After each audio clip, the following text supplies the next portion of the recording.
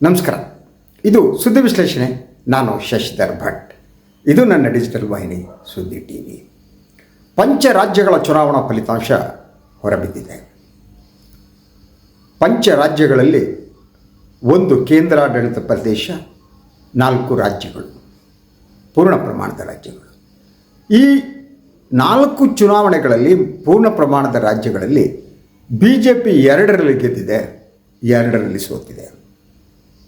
ಪುದುಚೇರಿ ಕೇಂದ್ರಾಡಳಿತ ಪ್ರದೇಶ, ಅದನ್ನು ಒಂದು ಪಕ್ಕಕ್ಕೆ ಇಟ್ಟರೆ BJPಗೆ ಆಗಿರುವುದು ಲಾಭನ ನಷ್ಟನ. ಆದರೆ ಮಾಧ್ಯಮಗಳು ಎಲ್ಲರೂ ಕೂಡ ಇದನ್ನು BJPಯ ಅಭೂತಪೂರ್ವ ವಿಜಯ ಅನ್ನುವ ರೀತಿಯಲ್ಲಿ ಪ್ರತಿಪಾದಿಸ್ತಿದ್ದಾರೆ. ಹಾಗೂ ಪಶ್ಚಿಮ ಬಂಗಾಳವನ್ನು ಗೆದ್ದಿರುವುದು ಮಹಾನ್ ಸಾಧನೆ ಅಂತ ಮಾತನಾಡಲಾಗ್ತಾ ಇದೆ. ಇಷ್ಟೇನಾ? ಆದರೆ ಇದು ನಿಜವಾದ ಸೋಲ ಅಥವಾ ಗೆಲುವ? ಇದನ್ನು ನಾನು ವಿಶ್ಲೇಷಣೆ ಮಾಡೋದಕ್ಕೆ ಈಗ ತಮ್ಮೆದುರು ಬಂದಿದ್ದೇನೆ. ಈಗ ಹೇಳಿದೆ ನಿಮಗೆ, 2 ರಾಜ್ಯಗಳಲ್ಲಿ BJP ಗೆದ್ದಿದೆ, ಅದರ ಜೊತೆಗೆ 1 ಕೇಂದ್ರಾಡಳಿತ ಪ್ರದೇಶ, 2ರಲ್ಲಿ ಸೋತಿದೆ. ಹಾಗಿದ್ದರೆ ಅದು ಗೆದ್ದದ್ದೇನಿದೆ? ಒಂದು, ಅಸ್ಸಾಮನ್ನು ಉಳಿಸಿಕೊಂಡಿದೆ ಅಂತ. ಪುದುಚೇರಿ ಕೇಂದ್ರಾಡಳಿತ ಪ್ರದೇಶ ಉಳಿಸ್ಕೊಂಡಿದೆ, 2. ಅದಕ್ಕೆ ಲಾಭ ಆಗಿರುವುದು ಪಶ್ಚಿಮ ಬಂಗಾಳ ಮಾತ್ರ. ಪಶ್ಚಿಮ ಬಂಗಾಳದಲ್ಲಿ BJP ಹೇಗೆ ಗೆದ್ದಿತು ಅನ್ನೋದೇನಿದೆ, ಅದನ್ನು ನಾವು ಹಲವು ರೀತಿಯಲ್ಲಿ ವಿಶ್ಲೇಷಣೆ ಮಾಡ್ಬೋದು. ಒಂದು, SIR 90 ಲಕ್ಷ ಮತದಾರರನ್ನು ಮತದಾರರ ಪಟ್ಟಿಯಿಂದ ಹೊರಹಾಕಿ ಅವರಿಗೆ ಅಪೀಲ್ ಮಾಡುವುದಕ್ಕೂ ಅವಕಾಶ ಕೊಡದೆ ಚುನಾವಣೆ ನಡೆಸಿದ್ದು. ಚುನಾವಣಾ ಬಂದ ತಕ್ಷಣ SIR ಮಾಡೋದಕ್ಕೆ ಹೊರಟಿದ್ದು 1-2 ವರ್ಷಗಳ ಹಿಂದೆ ಮಾಡ್ಬೋದಾಗಿತ್ತು, ಮಾಡಿಲ್ಲ. ಅದರ ಉದ್ದೇಶ ಅನ್ನೋದು ಏನು ಒಂದು ಸ್ಪಷ್ಟ. ಈ ಒಂದು 90 ಲಕ್ಷ ಮತದಾರರನ್ನು ಏನು ಹೊರಗಿಡಲಾಯಿತು, ಈ 90 ಲಕ್ಷದಲ್ಲಿ 65% ಮತದಾರರೇನಿದ್ದಾರೆ ಅವರು ಮುಸ್ಲಿಂ ಸಮುದಾಯಕ್ಕೆ ಸೇರಿದವರು. ಉದ್ದೇಶ ಸ್ಪಷ್ಟವಾಗ್ತದೆ. ಥ್ಯಾಂಕ್ಸ್ ಟು ಜ್ಞಾನೇಶ್ ಕುಮಾರ್, ಚುನಾವಣಾ ಆಯೋಗದ ಮುಖ್ಯ ಚುನಾವಣಾ ಆಯುಕ್ತರು. ಈ ಬಗ್ಗೆ ವಿದೇಶದ ಹಲವು ಪತ್ರಿಕೆಗಳ ಲೇಖನ ಬಂದಿವೆ, ಗಾರ್ಡಿಯನ್ ಸೇರಿದಂತೆ. ಭಾರತದಲ್ಲಿ ಈ SIR ಏನಿದೆ ಅದು ಜನತಂತ್ರವನ್ನು ಕತ್ತು ಹಿಸುಗುವಂಥ ಕೆಲಸ. ಭಾರತದಲ್ಲಿ ಜನತಂತ್ರ ದುರ್ಬಲ ಆಗಿದೆ ಅಂತ ಈ ಬಗ್ಗೆ ನಾನು ಹಿಂದೆ ಮಾತನಾಡಿದರೆ ನೀವು ನನ್ನ ವಿಡಿಯೋಗಳನ್ನು ನೋಡ್ಬೋದು. SIR 1. 2ನೇದಾಗ ಕೋಮುವಾದ ಅಂತ ಸಂಪೂರ್ಣವಾಗಿ ಪಶ್ಚಿಮ ಬಂಗಾಳದಲ್ಲಿ ಡಿವೈಡ್ ಮಾಡಲಾಯಿತು. ಅಲ್ಲಿ ಇಂಡಿಯಾದಲ್ಲೇ ಅತಿ ಹೆಚ್ಚು ಮುಸ್ಲಿಮರು ಇರುವುದು ಪಶ್ಚಿಮ ಬಂಗಾಳ, ಸುಮಾರು 30% ಸೊ ಈ SIR ಮೂಲಕ ಮತ್ತು ಈ ಕೋಮುವಾದದ ಮೂಲಕ ಮತದಾರರನ್ನು ಭಯದಲ್ಲಿ ಇಡಲಾಯಿತು. ಯಾರ್ಯಾರು ಮತದಾನದ ಹಕ್ಕು ಕಳೆದುಕೊಂಡಿದ್ದರು ಅವರು ಆತಂಕದಲ್ಲಿ ಇದ್ದರು. ಉಳಿದವರು ತಮ್ಮ ಮತದಾನದ ಹಕ್ಕು ಎಲ್ಲಿ ಹೊರಟೋಗುತ್ತಾನೆ ಅಂತ ಓಡಿ ಬಂದರು. ಅದರ ಜೊತೆಗೆ ಅವರಿಗೆ ಒಂಥರ ರಕ್ಷಣೆಯ ಭಾವ ಬೇಕಾಗಿತ್ತು. ನಮ್ಮನ್ನು ಟಾರ್ಗೆಟ್ ಮಾಡೋದು ಬೇಡ, ರಕ್ಷಣೆ ಕೊಟ್ಟರೆ ಸಾಕು, ಯಾರಿಗೋ ಮಾಡಬೇಡ ಅನ್ನುವ ವಾತಾವರಣ ಸೃಷ್ಟಿಯಾಗಿತ್ತು. ಸಂಪೂರ್ಣವಾಗಿ ಪಶ್ಚಿಮ ಬಂಗಾಳದಲ್ಲಿ ಭಯದ ವಾತಾವರಣ ಇತ್ತು. ಅಲ್ಲಿ ಶ್ರೀರಾಮ ಬರಲಿಲ್ಲ. ಜೈ ಶ್ರೀರಾಮ್ ಅನ್ನುವ ಘೋಷಣೆ ಕೂಡ ಚುನಾವಣಾ ಸಂದರ್ಭದಲ್ಲಿ ಕೇಳಲಿಲ್ಲ. ಅಲ್ಲಿ ಕೇಳಿದ್ದು ಜೈ ಕಾಳಿ ಮಾತಾ. ಅಂದರೆ ಭಾರತೀಯ ಸಂವಿಧಾನದ ಪ್ರಕಾರ ಧರ್ಮವನ್ನು ನೀವು ಚುನಾವಣೆಗೆ ಬಳಸಿಕೊಳ್ಳುವಂತಿಲ್ಲ. ಇಲ್ಲಿ ಸಂಪೂರ್ಣವಾಗಿ ಧರ್ಮವನ್ನು ಬಳಸಿಕೊಳ್ಳಲಾಗಿತ್ತು. ಜ್ಞಾನೇಶ್ ಕುಮಾರ್ ಅವರ ಕಂಪನಿ ಇದನ್ನು ನೋಡ್ತಾ ತಮ್ಮ ಪಂಚೇಂದ್ರಿಯಗಳನ್ನು ಮುಚ್ಚಿಕೊಂಡು ಕೊಡ್ತಿದ್ರು. ಸೊ ಈ ವಿಜಯ, ಆದ್ದರಿಂದ ನಾನು ಇದನ್ನು ಕಿತ್ತುಕೊಂಡ ವಿಜಯ ಅಂತ ಹೇಳ್ತೀನಿ. ಇದು ಗಳಿಸಿದ ವಿಜಯವಲ್ಲ, ಕಿತ್ತುಕೊಂಡ ವಿಜಯ ಪಶ್ಚಿಮ ಬಂಗಾಳದಲ್ಲಿ ಬೇರೆ ಬೇರೆ ಕಾರಣಕ್ಕೆ. ಸೊ ಆದ್ದರಿಂದ ಇದನ್ನು ಒಂದು ರೀತಿಯಲ್ಲಿ ನನ್ನ ಕೋಮುವಾದ ಬಗ್ಗೆ ಅದನ್ನು ಹೇಳಬೇಕು. ಚುನಾವಣೆಯ ಸಂದರ್ಭದಲ್ಲಿ ಆ ಅಧಿಕಾರಿ ಸುವೇಂದು ಅಧಿಕಾರಿ ಏನಿದ್ದಾರೆ, ಮೂಲಭೂತವಾಗಿ ತೃಣಮೂಲ ಕಾಂಗ್ರೆಸ್ನಲ್ಲಿದ್ದವರು, ಅತಿ ಭ್ರಷ್ಟರು ಅಂತ ED ದಾಳಿ ಮಾಡಿಸಲಾಗಿತ್ತು, ಇನ್ಕಮ್ ಟ್ಯಾಕ್ಸ್ ದಾಳಿ ಮಾಡಿಸಲಾಗಿತ್ತು. ನಂತರ ಅವರು ಅಲ್ಲಿಂದ ನೇರವಾಗಿ ವಾಷಿಂಗ್ ಮಿಷಿನ್ ಪಾರ್ಟಿಗೆ ಬಂದರು.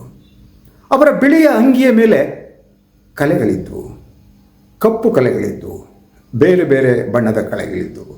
ಆದ್ದರಿಂದ ಹೆದರಿದ ಅವರು ವಾಷಿಂಗ್ ಮಿಷಿನ್ ಪಾರ್ಟಿಯ ವಾಷಿಂಗ್ ಮಿಷಿನ್ ಒಳಗಡೆ ಬಿದ್ದರು. ಶುಭ್ರರಾಗಿ ಬಂದರು. ಈಗ ಅವರೇ ಮುಖ್ಯಮಂತ್ರಿ ಆಗಬಹುದು. ಆದ್ದರಿಂದ ಪಶ್ಚಿಮ ಬಂಗಾಳವನ್ನು ಬಿಟ್ಟರೆ ನಿಮಗೆ ಆಸಾಮ್ದು ಹೇಳಿದೆ.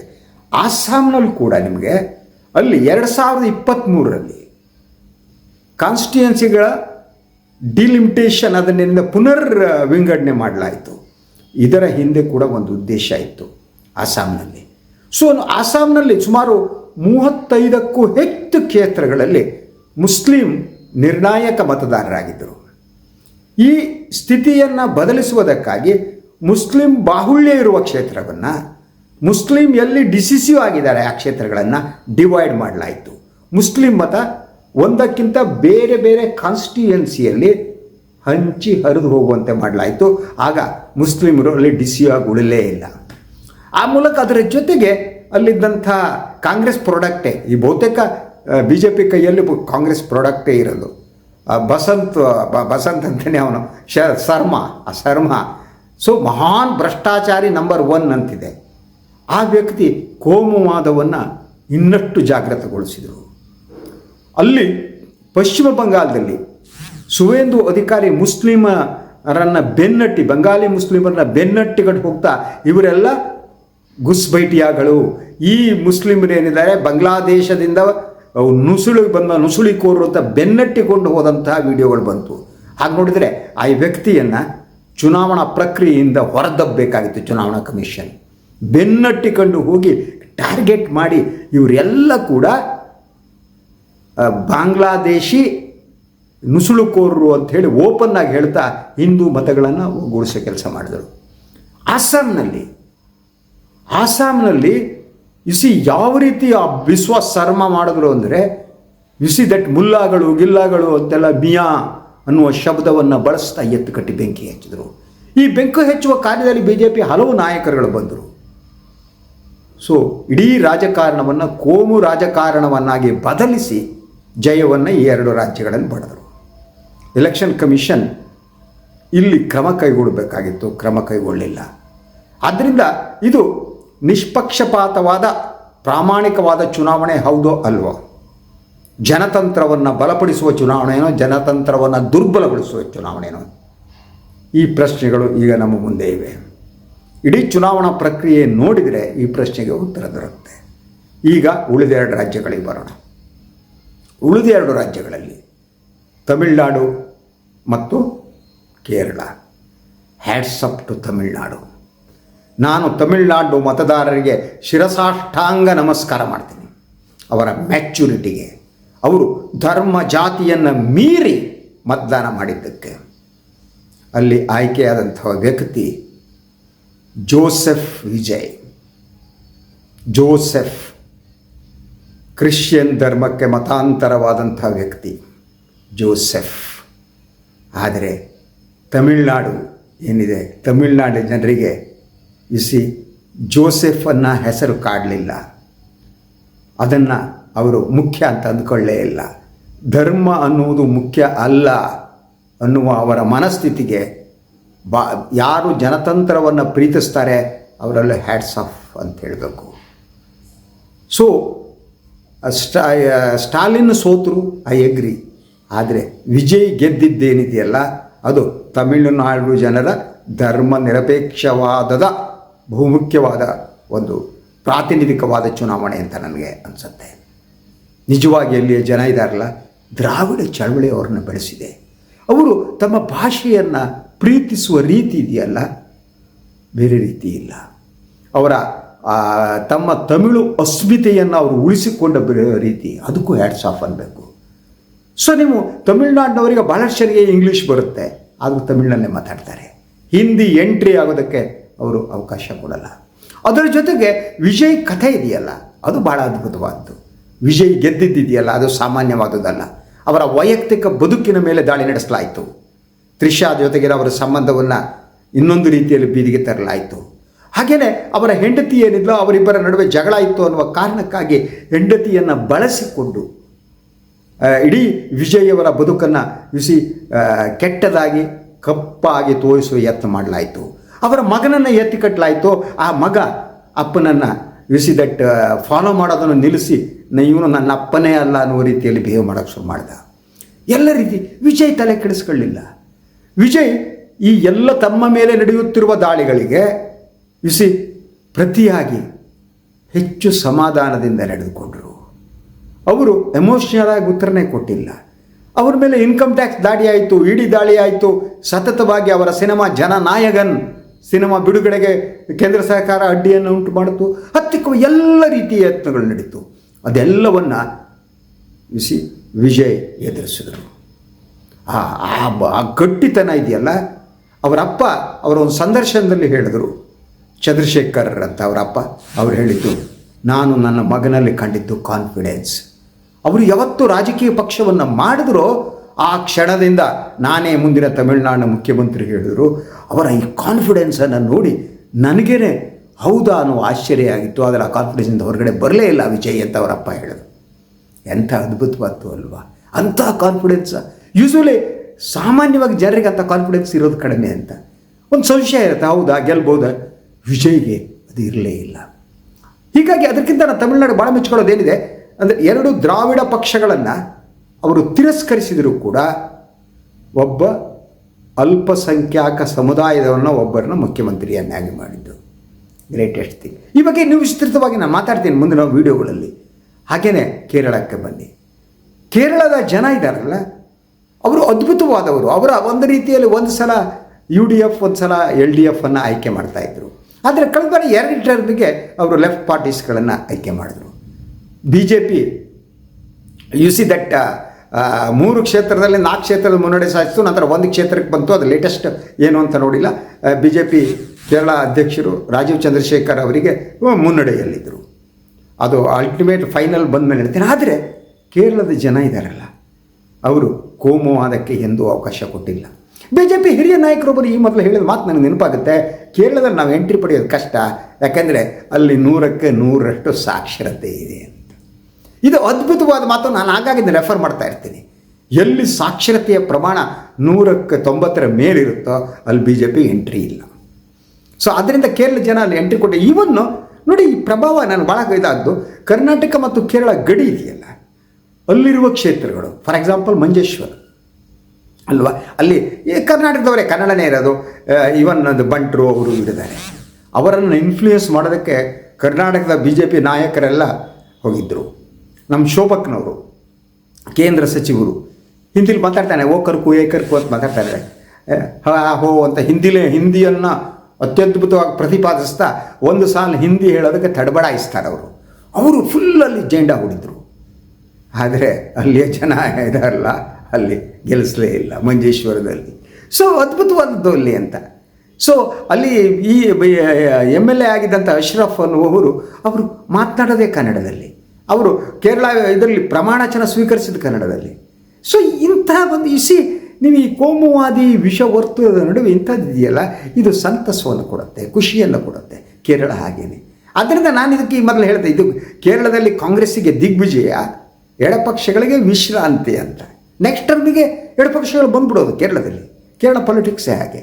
ಇನ್ನಂತರ ಅಲ್ಲಿ ಮುಖ್ಯಮಂತ್ರಿ ಯಾರಾಗ್ತಾರೆ ಅನ್ನೋ ಪ್ರಶ್ನೆ ಮೋಸ್ಟ್ಲಿ KC ಅಂತ ಆಗಿರೋ KC ವೇಣುಗೋಪಾಲ್ ಇರ್ಬೋದು, ಯಾಕಂದರೆ ರಾಹುಲ್ ಗಾಂಧಿ ಕ್ಲೋಸು.